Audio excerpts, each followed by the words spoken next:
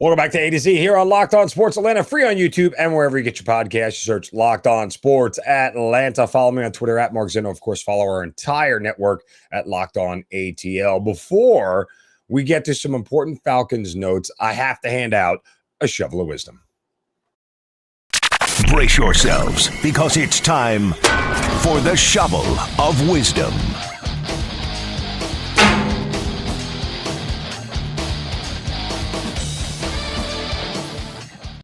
That's right. We like to hit somebody right upside the head with a metaphorical shovel, set them straight after saying and doing something stupid. And you can do so as well on my Twitter account at Mark Zinno. Use the hashtag shovel of wisdom. And today my shovel goes to Martin Slumbers. You don't know who Martin Slumbers is.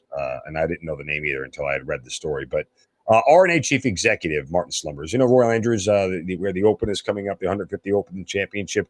Of course, he was asked about Live Golf, and I'm not sure where everybody is going with this and what they don't understand about why Live Golf is actually good for the game.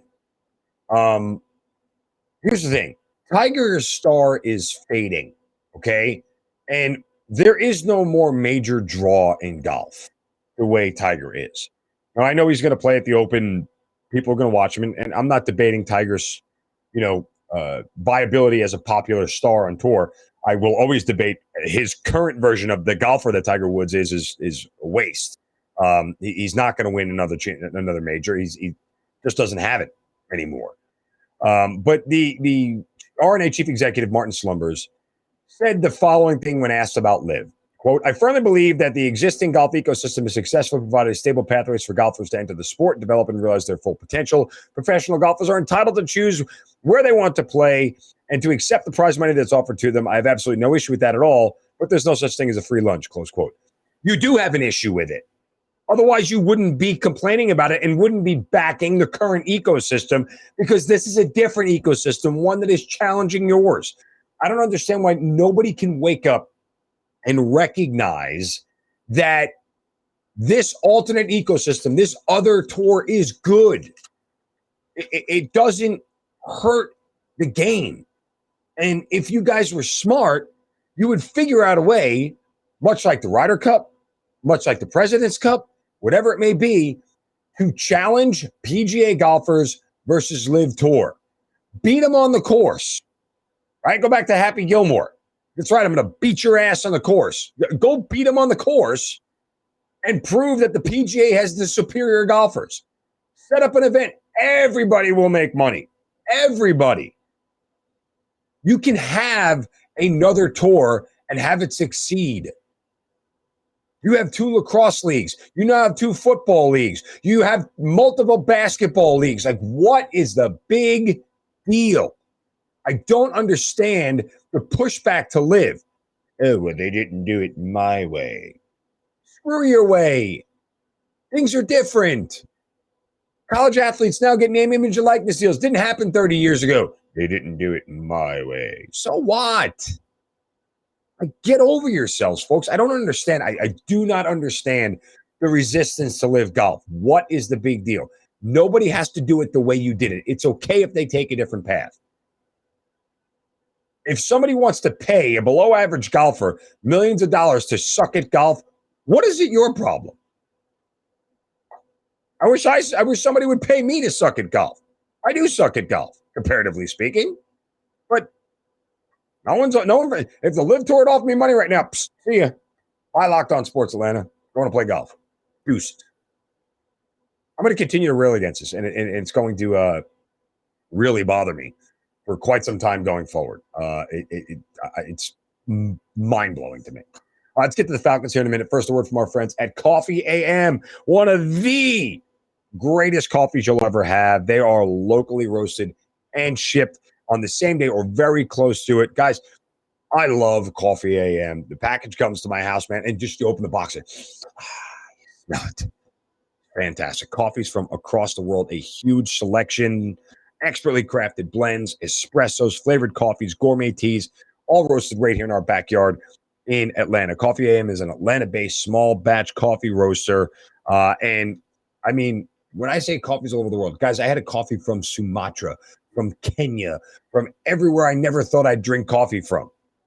And it's all fantastic. It is fabulous. Go to coffeeam.com/locked on today. Take a look at their full menu of coffees, teas, and gift sets. That's coffeeam.com/locked on. Use the coupon code locked on at checkout to get 15% off all of your first order of coffees, teas, and gift sets. Coffee AM, the best small batch coffee roaster in America.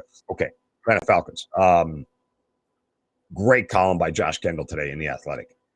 And I talked a little bit about this on local radio here in Atlanta on 92.9 yesterday about the defense and how this thing gets better. But Josh Kendall had a great column today in The Athletic about the defense and particularly the secondary. Strong defenses are always built up the middle. And while Dean Pease and linebackers coach Ted Monachino haven't found their guy in the middle yet, I think they found him last year a little bit in Foye Oluokun, who's now departed. And as great as A.J. Terrell and Grady Jarrett are, they're missing, two key pieces, one at linebacker, and the other one really is at safety. And this is really curious because, Erik Harris, who is here, was brought here last year to sort of be a mentor.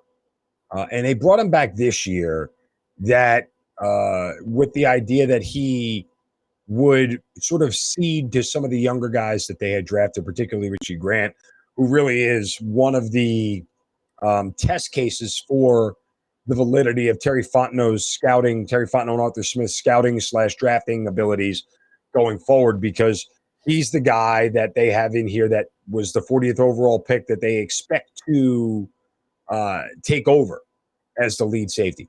But for this defense, and again, Josh Kendall does an amazing job of pointing this out.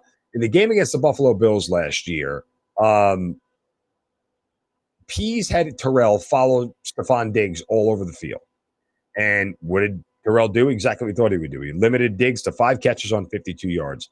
But the rest of the offense gained 351 yards, posted 28 first downs, and the Bills won the game by 2 touchdowns.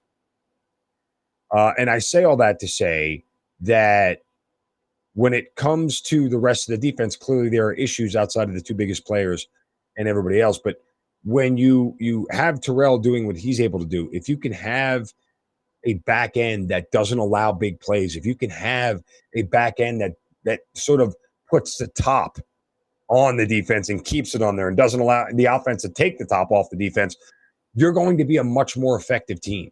And if that's the one area this year that the Falcons can improve in, if that's the one area where they show market improvement on defense, the results of that are tangible. You're not an offense that gives up 450 yards on the regular to opposing teams. You're not a defense that allows 80-yard touchdown plays to happen on the regular. You're a defense that actually can stop somebody. And that, I think, is super important. So I'm curious as we go into camp to see how this goes, but watch the safety position between Erik Harris and Richie Grant and Jaylinn Hawkins and whoever else is there that is supposed to develop. That's the other key position that I think in the secondary is really going to matter the most this year as it pertains to the defense. Look, if they can't stop the run, they're going to get gashed regardless. I don't care who your safeties are. But I'd almost rather a team run over me, because it's hard to put up a ton of points quickly when you run the football. Passing the ball, you can score in 10 seconds. So running is more of a slow death, and at least your team has a chance to stay in the game a little bit longer. Just a thought and a different way to look at it. All right, that'll do it for us today here on A to Z on Locked On Sports Atlanta. Of course, we're free on YouTube and wherever you get your podcast. You search Locked On Sports Atlanta. Back tomorrow, and we'll put a bow on this Braves-Mets series and a whole lot more. You guys have a great Wednesday. Don't take any crap from anybody. See ya.